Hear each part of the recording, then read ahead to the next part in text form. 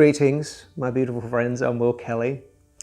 Recently I got to thinking about how many habits I've developed as an adult that I just didn't need when I was a kid.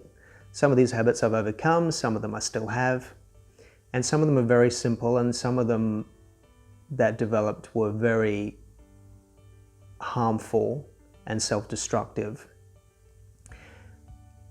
But what they all kind of have in common is that I didn't need them when I was a little kid. And when we're little kids, we're so in the moment and we're so just happy to be alive and excited and curious that we just don't feel the need to drink or do drugs or smoke cigarettes or please other people in order to feel like we're enough. We're kind of born already feeling enough, and we're born curious, and we're born happy to be alive.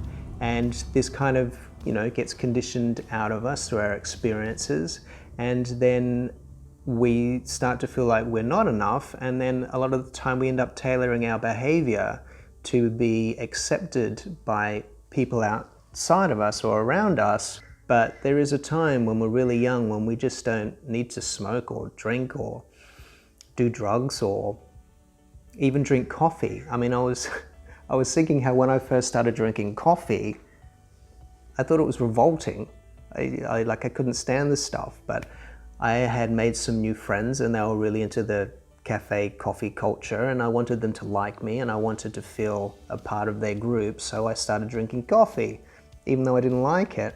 And of course they didn't know I didn't like it, they just thought I drank coffee.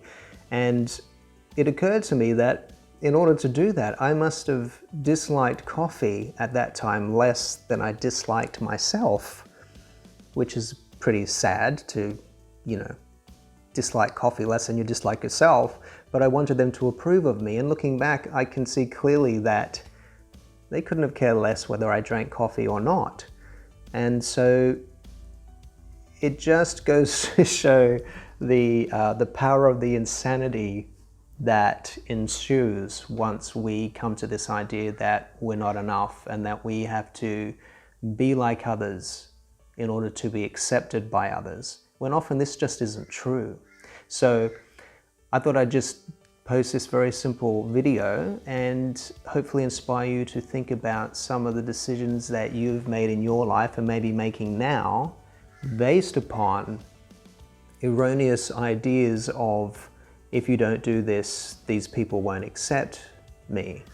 And maybe that's not true. And maybe there are certain things that you're doing that you're just really not that interested in, but you feel like you need to be seen as being interested in those things in order to be accepted or valued.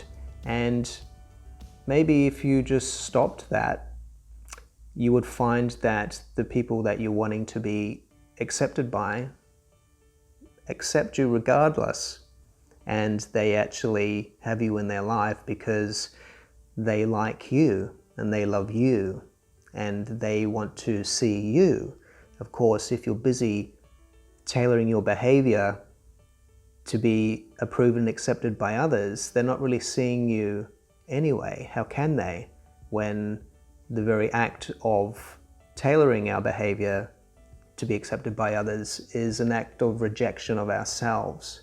So either way, you can't lose. If you stop doing the things you're doing to be accepted by others, if indeed you are doing so, then one of two things are going to happen.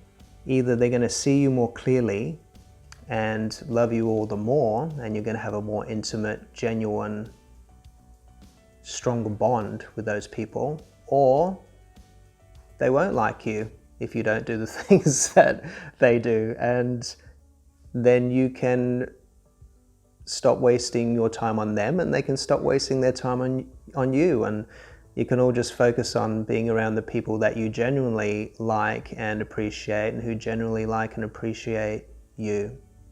Anyway, that's what this video was about. And in the meantime, I've got to go because I need to finish my coffee.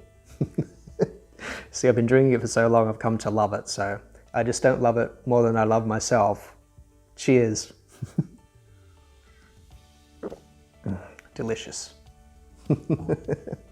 Bye.